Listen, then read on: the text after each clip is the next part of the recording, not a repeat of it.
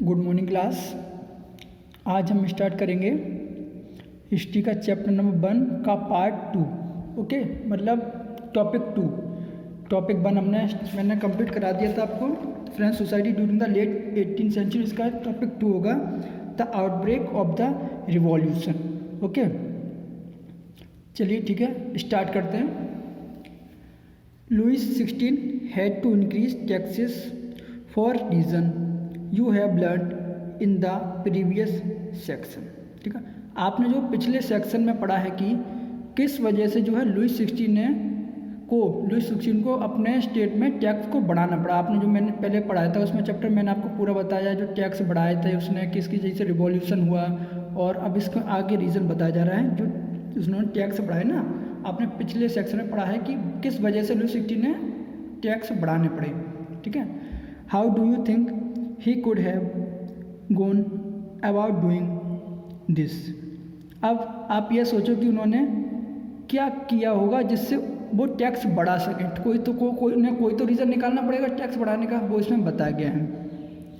In France of the old regime the monarch did not have the power to impose taxes according to his will alone. ठीक है, तो France में जो old resume थी ना उस टाइम पे, वहाँ के जो राजा हुआ करते थे उनको इतनी जो पावर नहीं थी कि वो अपनी मर्जी से ही अकेले ही अब उस टैक्स को बढ़ा सकें। इतनी पावर नहीं थी, वो राजा तो थे लेकिन उस टाइम इतनी पावर उनको नहीं थी कि वो अकेले ही कोई भी टैक्स लगा सकें या कोई भी टैक्स को इंक्रीज कर सकें। ठीक है, rather he had to call a meeting of the States General which would then pass his proposal of new taxes. ठीक है, इसके लिए उन्हें क्या करना पड़ता था, स्टेट जनरल की मीटिंग बुलानी पड़ती थी। उस समय स्टेट जनरल यानी कई लोग मिलकर स्टेट जनरल की मीटिंग बुलानी पड़ती थी, जहाँ पर ये प्रपोजल उनके पास रखा जाता था और उसके बाद पास किया जाना था, और पास हो जाने के बाद ही वहाँ पर टैक्स जैसा कोई भी प्रावधान लाया जा सकता है। ठीक है,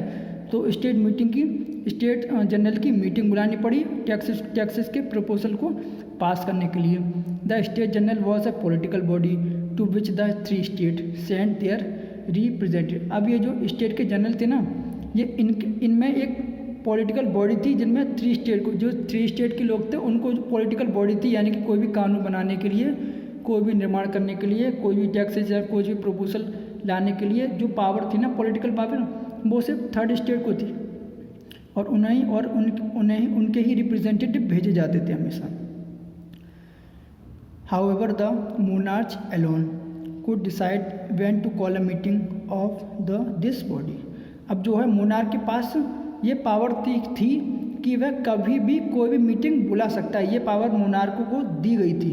ठीक है, और कोई भी यानी कि कोई टैक्स बढ़ाने की पावर नहीं थी उसके पास, लेकिन कोई भी मीटिंग किसी वक्त बुलाने की उनको छूट थी। ठीक है, तो the last time it was done was in 1614। तो पिछली बार जो मीटिंग बुलाई गई थी वो 1614 में बुलाई गई थी। On 5 May 1789 Louis 16 called together an assembly of the state general to pass proposals for new tax.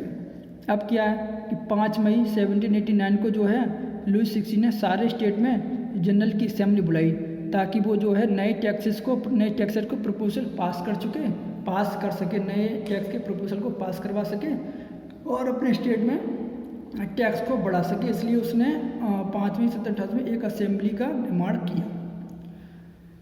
आगे देखते हैं। A resplendent hall in Versailles was prepared to host the delegates.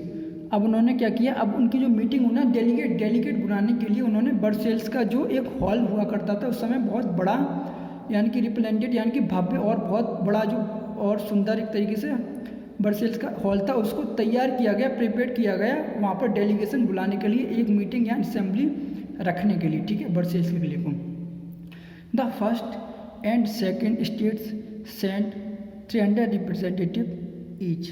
ठीक है, तो जो पहले और दूसरे स्टेट वाले थे ना उन्होंने अपने 300 रिप्रेजेंटेटिव भेजे, while who were seated it rows facing each other on two sided, और वो ऐसे बैठे हुए थे कि एक दूसरे की तरफ देख सकें। While the 600 members of the third state hand to stand at a back. ठीक है, आगे देखते हैं। तो जबकि जो 600 मेंबर्स थे वो थर्ड स्टेज से आए हुए थे, जो कि पीछे जिनको पीछे खड़ा होना था। ठीक है, तो पहले और दूसरे स्टेट के ना 300 रिप्रेजेंटेटिव वो ऐसे बैठे हुए थे कि वो आमने सामने एक तरीके से एक तरफ को एक दूसरे की तरफ फेस करके कि वो एक दूसरे की तरफ को देख सकें। ठीक है, जबकि जो 600 मेंबर्स थे ना वो थर्ड स्टेट के थे, उनको जो पीछे खड़ा होना था। देखते आगे।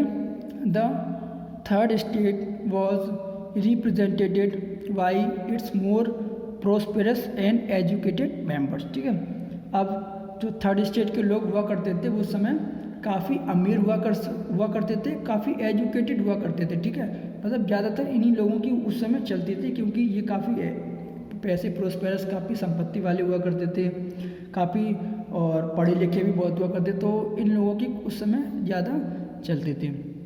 अब देखिए मीटिंग एक तरीके से असेंबली बुला ली गई। अब असेंबली के लिए रूल्स क्या बनाए गए थे?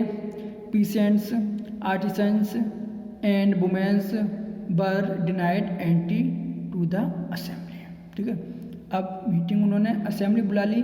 असेंबली के लिए इन्होंने रूल्स क्या रख दिए कि जो पीसेंट्स होंगे वहाँ के आम नागरिक, आर्टिसंस होंगे, वुमेन्स होंगे, were denied entry to the assembly, उनको असेंबली में एंट्री नहीं दी जाएगी या भाग लेने का मौका नहीं दिया जाएगा। ये उन्होंने कहा था उस असेंबली से पहले ही कि असेंबली में ये लोग पार्टिसिपेट नहीं कर सकते हैं।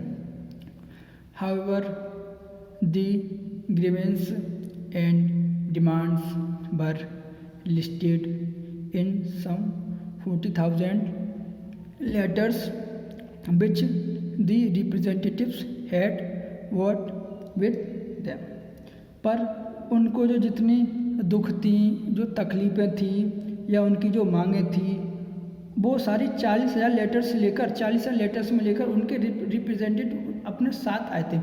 यानी कि वो लोग नहीं आएंगे, लेकिन उनको जो रिप्रेजेंटेटिव थे वो उनकी जो मांगें उस समय हुआ करती थी, जो परेशानियां हुआ करती थी, जो उनको तकलीफ़ें थी, वो उन्होंने क्या किया, अपने रिप्रेजेंटेटिव को भेजा और कुछ 40,000 लेटर्स में वो सब परेशानियां और जो उनको मांगें थी जो सब लिख के उनके पास असेंबली में भेजा गया था कि हमारी भी कुछ मांगें हैं, हमारी भी कुछ परेशानियां हैं, कोई भी टैक्स बढ़ाने से पहले ये चीज़ देखी जाए और कुछ ऐसा ना किया जाए जिससे लोगों को और परेशानी का सामना करना पड़े।